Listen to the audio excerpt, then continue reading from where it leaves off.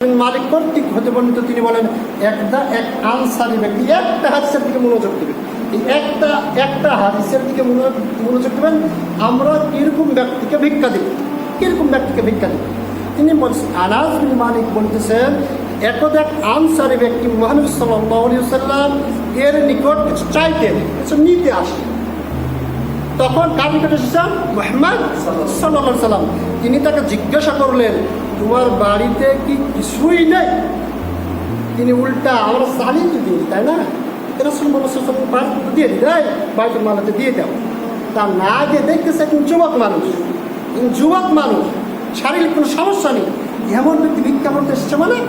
তাই তিনি বললেন, তোমার বাড়িতে কি কিছুই নেই? লোকটি বলল, অবশ্যই আছে। এখন দেখা যাক কি আছে, কয়তলা বিল্ডিং আছে, এখন দেখা যাক কয়টা ফ্রিজ দিচ্ছে, এখন দেখা যাক ব্যাংক অ্যাকাউন্টে কতগুলো টাকা দিচ্ছে, এটা দেখা যায়। তখন বললেন, জিনপোষের একটি কাপড় রয়েছে, জিনপোষের একটি কাপড় রয়েছে, যার অর্ধেক আমি পরে আসি আর অর্ধেক আমি বিছাই ঘুমানোর সময়। কয়টা কাপড়? একটা কাপড়, অর্ধেক ভাগ করে তিনি পরে আসেন আর বিছানায় রেখে দিয়েছে। ওখানে পরবর্তীতে গিয়ে তিনি কী করেন? ঘুমান।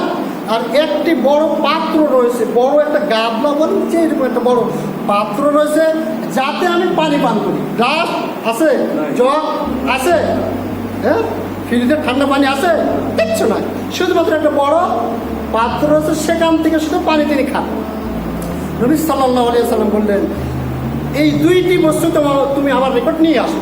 ওই যে একটা কাপড় আর একটা পাত্র, দুইটা বস্তু তুমি আমার নিকট নিয়ে আসো। লোকটি সেই দুইটি বস্তু হাজির করে আল্লাহ সাল্লাল্লাহু আলাইহি ওয়াসাল্লামের হাতে নিয়ে বললেন, এই দুটি মানে রাসূল মুহাম্মদ সাল্লাল্লাহু আলাইহি ওয়াসাল্লামের নিকট যখন দিলেন, তখন আল্লাহ রাসূল মুহাম্মদ সাল্লাল্লাহু আলাইহি ওয়াসাল্লাম এই দুটি বস্তু নিয়ে বললেন যে এই দুইটি বস্তু কে কিনবে, কে ক্রয় করবে?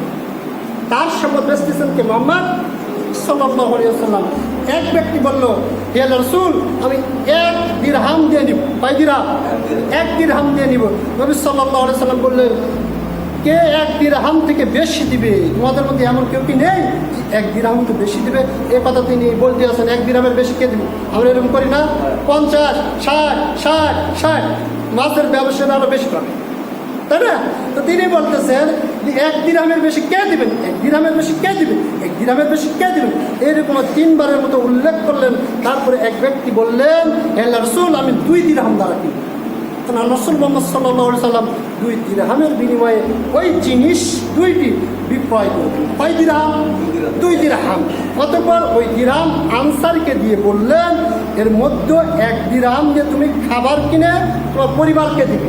1 দিরহামে অর্থ দিয়ে খাবার ক্রয় করে তুমি এবং তোমার পরিবার কী করবে? দিবে, খাবে। অপর দিরহাম দিয়ে একটি কুড়াল কিনে নিয়ে আসো আমার। মুহাম্মদ সাল্লাল্লাহু আলাইহি ওয়াসাল্লাম বলতেছেন, অতঃপর লোকটি তাই করলো, 1 দিরহাম দিয়ে খাবার নিলেন, ক্রয় করলেন। অপর দিরহাম একটি কুড়াল নিয়ে, শুধুমাত্র কুড়াল তার একটা কি লাগে? ডান্টি, ডাক লাগে না? আল্লাহ রাসূল কুড়াল কিনতে বলছেন, কুড়াল কিনে নিয়ে এসেছে। রাসূল মুহাম্মদ সাল্লাল্লাহু আলাইহি ওয়াসাল্লাম কুড়ালটি নিয়ে মুহাম্মদ সাল্লাল্লাহু আলাইহি ওয়াসাল্লাম এর দরবারে এসে উপস্থিত হলো। তিনি নিজ হাতে তাতে একটি কাঠের বাট লাগিয়ে দিয়ে বললেন, কে লাগিয়েছেন? মুহাম্মদ সাল্লাল্লাহু আলাইহি ওয়াসাল্লাম নিচে লাগিয়ে দিয়ে বললেন, যাও এটা দিয়ে কাঠ কাটো এবং তা বিক্রয় করো, আর যেন আমি তোকে 15 দিন আর তোমাকে যেন আমি দেখতে না পাই। এই অবস্থা। নিচে একটা কোড়াল দেওয়ার পরে বললেন, এটা নিয়ে যাও, নিয়ে যে জঙ্গলিকে কাঠ কাটো, কাঠ কেটে বিক্রয় করো, আর আমার এলাকায় যেন তোকে 15 দিন না, 15টা দিকে যেন না দেখি। আপনি যদি ভিক্ষা দিয়েছেন, ভাই কী জন্য? তা ভাই আমি অসুস্থ, কত হাজার টাকা প্রয়োজন? মনে করেন বলছে 10,000 টাকা প্রয়োজন। আপনি 10,000 টাকা দিলাম, কি আমার পর্যন্ত দাম করতে এই ব্যবস্থা ভিক্ষা করতে যেন না দেখি, হাত করতে যেন না দেখি। এরকম দেওয়া আমাদের নীতি। 1 টাকা দিয়ে কী করবে? কিন্তু উনি যে ওই অভাবেই করেন, উনি স্বভাবেই করে। তারপরে লোকটি নির্দেশ মতো চলে গিয়ে কাঠ কেটে বিক্রয় করতে লাগলো। অতঃপর একদিন সে তার কাছে উপস্থিত হলো, অর্থাৎ মুহাম্মদ সাল্লাল্লাহু আলাইহি ওয়াসাল্লাম এর নিকট উপস্থিত হলো। তখন সে 10 দিরহামের মালিক হয়ে গেল। কয় দিরহাম? 10 দিরহামের মালিক হয়ে গেল। সে তার কিছু দিয়ে কাপড় কিনলো এবং কিছু দিয়ে খাবার ক্রয় করলো। আল্লাহ সাল্লাল্লাহু আলাইহি ওয়াসাল্লাম তাকে বললেন, কিয়ামতের দিন তোমার চেহারায় কালো দাগ নিয়ে উপস্থিত হওয়া থেকে এটা তোমার জন্য উত্তম। এই যে হাদিসগুলো বললাম, কিয়ামতের দিন যে ভিক্ষা করবো হাত পেছে সাহেব অভাব না থাকার সত্ত্বেও তার এমন অবস্থা আল্লাহর নিকট উঠবে, মুখে কোনো কি থাকবে না, গুস্ত থাকবে না, কলঙ্কের ছাপ দেখা যাবে, আগুনের ছাপ দেখাবে। তাই রাসূলুল্লাহ সাল্লাল্লাহু আলাইহি ওয়াসাল্লাম বলেন, এটা হয়তো আমি তোমাকে মুক্ত করে দিলাম, এটা হচ্ছে উত্তম। আসলে 3 ব্যক্তি ছাড়া অপর কারের জন্য চাওয়া ভিক্ষা করা বৈধ নয়। কয় ব্যক্তি? অনেক লম্বা হাদিস, সংক্ষেপের আকার বলছে। 1, যে ব্যক্তি অর্থদণ্ড পাবে। অর্থদণ্ড মানে বুঝেন? মনে করেন আগে কি ছিল, কেসাসের বদলে কি, কেসাস, হত্যার বদলে হত্যা। আমার ছেলেকে আপনার ছেলে হত্যা করেছে, এখন হত্যার বদলে হত্যা করবে, কিন্তু আমি যদি বলি আমি তাকে মাফ করে দিলাম, বিনিময়ে 2 লাখ টাকা দিই। কয় লাখ টাকা দিই? তো উনি তো 2 লাখ টাকা দিতে পারবেন। ওর কাছে সেরকম যদি টাকা যদি না থাকে, অর্থদণ্ডে যদি পড়ে, তাহলে তিনি কী করবেন? অন্যের নিকট হাত পেতে নিতে পারেন, ভিক্ষা করে নিতে পারেন, যেইভাবে তিনি নিতে পারেন। এই ক্ষেত্রে ভিক্ষা করা বৈধ। কারো দিয়াত বা জরিমানা দেওয়ার জামিন হবে যে অমুক ব্যক্তি, এটা এখন খুবই কঠিন ব্যাপার। কিন্তু আমরা কিন্তু দায়িত্ব নেই, কিন্তু দায়িত্ব মতো যদি না হয়, আপনি মনে করেন একজনের কাছে ধার নিয়েছে, তো টাকা দিতেছেন না, সাবলাম করছে, আপনি দোকানদার এক কাস্টমারের বাকি নিয়েছে, সাবলাম করতে আসছে, এখন আপনি তার কোনো কিছু আটকে দিন, কোনো কিছু কী করলেন, আটকে দিলেন, মোবাইল বা চিঠিকে আটকে দিলেন।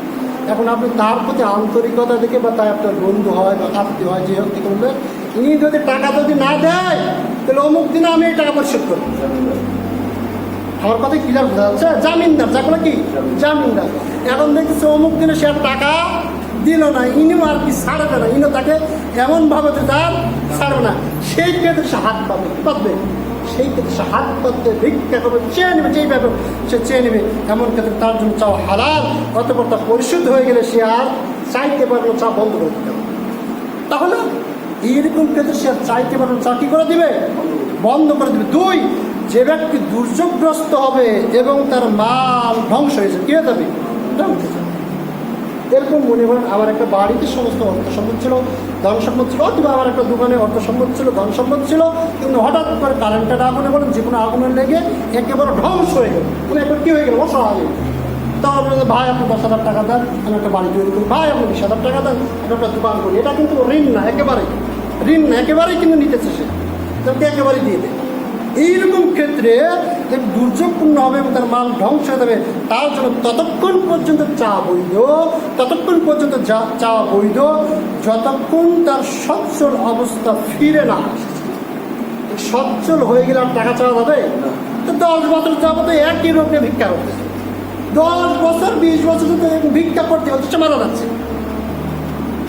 সচ্ছল ব্যক্তি, ওই বিষয় শেষ, তার জবাব আল্লাহ দূর করেছে, তারপর সে ভিক্ষা করছে। এই অবস্থা ভিক্ষা করা জায়েজ নেই। 3, যে ব্যক্তি অভাবী হয়ে পড়বে এবং তার গোত্রের 3 জন জ্ঞানী লোক এই কথার সাক্ষ্য দেবে, হ্যাঁ ভাই আমি তোকে 20,000 টাকা দেবো, বিনিময়ে তোমার প্রতিবেশীর মধ্যে 3 জনের কয়জন সাক্ষ্য লাগবে? 3 জন সাক্ষ্য দিতে হবে। হ্যাঁ আসলেই অভাবগ্রস্ত। এইভাবে কি আমরা টাকা দিই? আমরা কি দিই না? এইভাবে কিন্তু আমরা টাকা দিই না। ওই টাকাটা কিন্তু ঋণ নয়, ওই টাকা যেটা আমরা দিতেছি একেবারে সাদাকা, একেবারে কি সাদাকা। রাসূল মুহাম্মদ সাল্লাল্লাহু আলাইহি ওয়াসাল্লাম বলতেছেন, যে অভাবী হয়ে পড়বে এবং তার গোত্রের 3 জন জ্ঞানী লোক এই কথা সাক্ষ্য দিচ্ছে, এবং অভাবী যখন তার জন্য চাওয়া বৈধ। আর এছাড়া হে কাবিসা, মানে কাবিসাকে বলতেছেন, অন্য লোকের জন্য চেয়ে খাওয়া হারাম, সে মাল খেলে হারাম হিসাবে গণ্য হয়ে যায়। হাদিস সহিহ মুসলিম 2451, আবু দাউদ 1642, নাসাই 2579, 2580 সহ অসংখ্য হাদিস বলতে হাদিসটা রয়েছে। তাহলে একজন মানুষ 3টি অবস্থায় ভিক্ষা করতে পারে।